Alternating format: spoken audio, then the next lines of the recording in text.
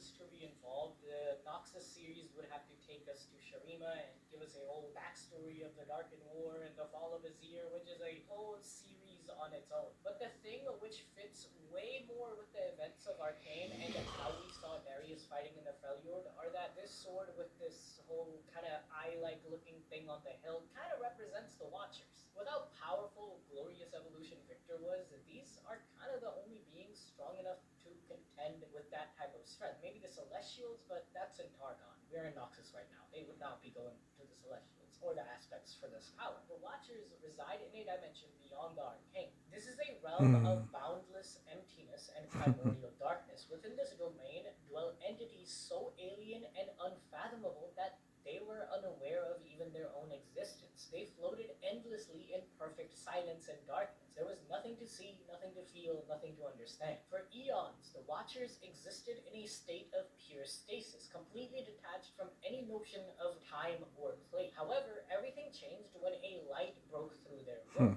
This wasn't simply a beacon or a spark, but the emergence of a vast multiverse pushing its way into their void, illuminating it for the first time. With this, they became aware of themselves, their existence, and most disturbingly, the presence of something other than their void.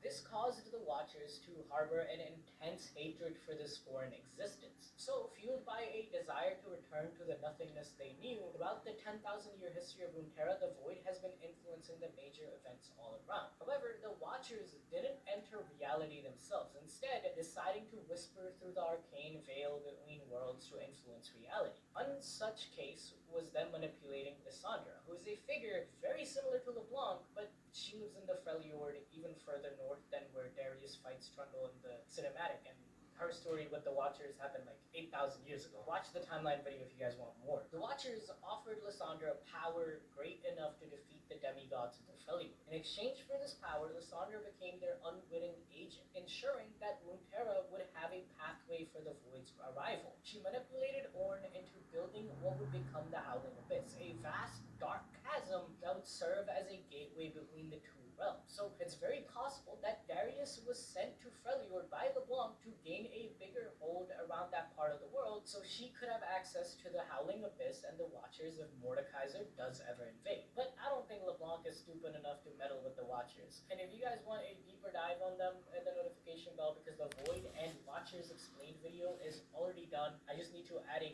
few more bits from the